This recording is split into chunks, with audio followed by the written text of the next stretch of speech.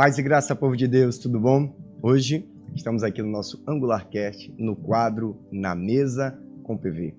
E estamos dando continuidade a uma série de meditações e reflexões sobre a presença de Deus.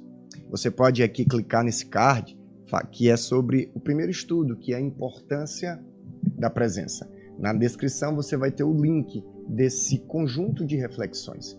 E hoje nós estaremos falando sobre um segundo estudo sobre a presença de Deus, que é cuidando da presença. A gente viu na primeira reflexão que a presença de Deus ela vale mais do que tudo. Que ela nos capacita, que ela nos dá uma nova identidade, ela nos empodera para vencer os dias maus. Mas a questão é, o que eu preciso fazer para que essa presença ela esteja na minha vida todos os dias, todas as horas e em todos os momentos? Em João capítulo 1, versículo 32 e 33, temos um episódio muito conhecido. Jesus é batizado nas águas e após o seu batismo, o Espírito Santo de Deus desce como pomba e pousa sobre os ombros de Jesus. E uma voz dos céus diz: "Este é meu Filho amado, a quem eu me comprazo." Eu te faço uma pergunta. Se a presença de Deus fosse na sua vida essa pomba e ela repousasse sobre os seus ombros, o que você faria para que essa pomba não saísse do seu ombro? Alguns responderiam: eu andaria devagar, eu teria cuidado. Alguns caminhariam ou pegariam a pomba na mão para que ela não fugisse. O que eu quero trazer com essa analogia? A Bíblia não deixa claro quando foi e que horas aquela pomba saiu do ombro de Jesus. Mas o que eu posso garantir é que Jesus andava sempre administrando o seu relacionamento com Deus. Ou seja, tudo que Jesus fazia, falava, pensava, ele colocava em consideração aquela pomba que estava sobre os seus ombros.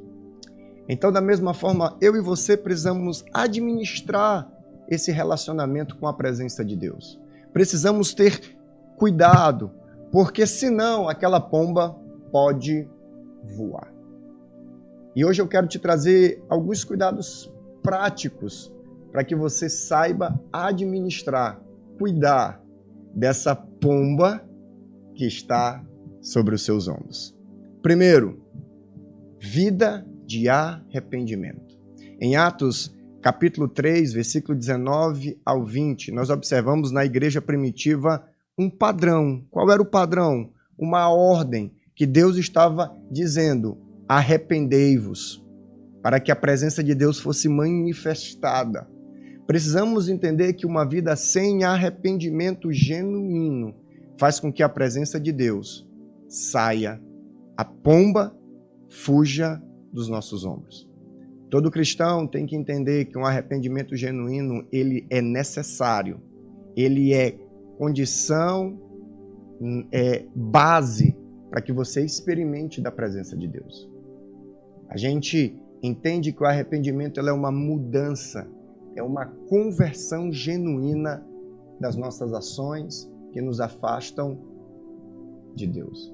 Porque lembramos, em Romanos 3:23, todos pecaram e distantes estão agora dessa presença. Então, quando eu me arrependo, quando eu largo o pecado, a pomba, ela continua nos meus ombros. Segundo, tempo de oração e adoração. 1 Tessalonicenses 5:17 fala: orai sem cessar. Precisamos ter tempo de oração com Deus. Precisamos nos diferenciar, precisamos entender que essa oração eu estou na presença dele, eu não estou orando a um Deus distante, eu estou orando a um Deus que está comigo, um Emmanuel, Deus conosco. Entender que orar a Deus nos leva a um entendimento de um Deus que tem compromisso em me responder. Gente, isso é maravilhoso. Orar a Deus é a certeza que Ele está sendo adorado. de que Ele está conosco, é a confiança de que Ele nos ama e está nos meus ombros. Isso é confiança, isso é fé. Um crente que diz que ama a presença de Deus e não tem um tempo de oração,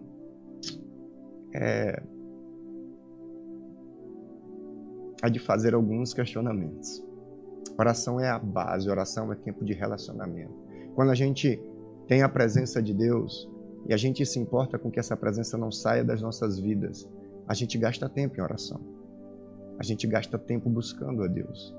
Jesus, durante todo esse processo de 3 anos, quantas vezes Jesus se isolava para orar? E a adoração é resultado daquilo que Deus é em nossas vidas. Nós nos parecemos com aquilo que adoramos. A minha adoração é a resposta que eu dou a essa presença.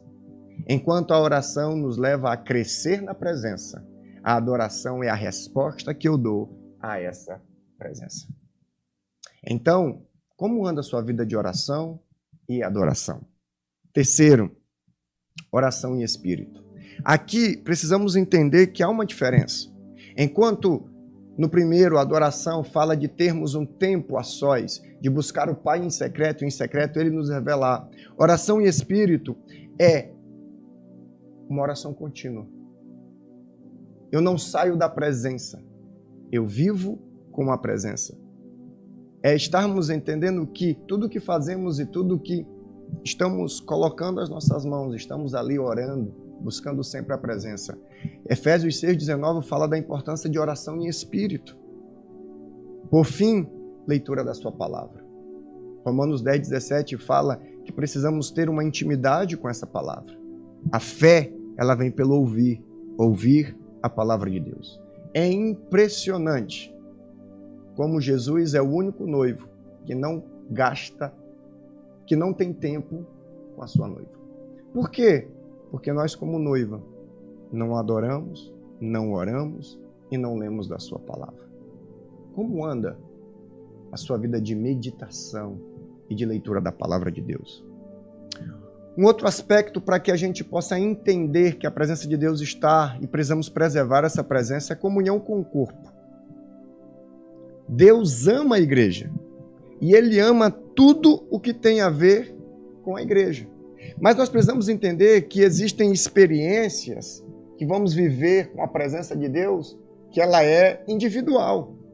A tua experiência com Deus, a forma como Deus se manifesta a você, isso é lindo, poderoso. No entanto, existem experiências com Deus que elas são reservadas para a vida no coletivo, que é a vida em comunidade. Então, essa coisa de dizer que eu tenho a presença de Deus, mas eu não estou conectado ao seu corpo, não combinam. Todos aqueles que carregam a presença de Deus, eles estão conectados com o corpo que é a sua igreja, com uma vida em comunidade, entendendo que experiências com Deus, algumas delas, você só viverá se você tiver uma vida em comunidade. E por fim, construa sua história pessoal. Como assim, pastor? Quando nós olhamos na história dos avivamentos, grandes homens de Deus, Benny Hinn, Billy Graham, Charles Finney e tantos outros, quando nós vamos ler suas biografias, observem as histórias que aqueles homens constroem com a presença de Deus. Olha para a Bíblia. Olha como Moisés construiu a sua história com a presença de Deus. Olha como os apóstolos construíram a sua história com a presença de Deus. Pois é, construa a sua.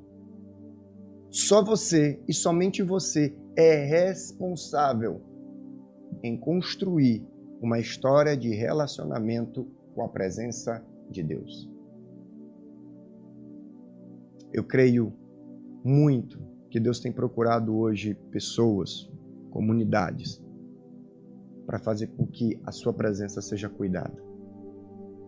Davi entendeu isso e ele dizia: Senhor, não afasta de mim o teu espírito. Cuide da presença do Senhor, porque ela vale mais do que ouro e do que a prata. Deus abençoe. Graça e paz.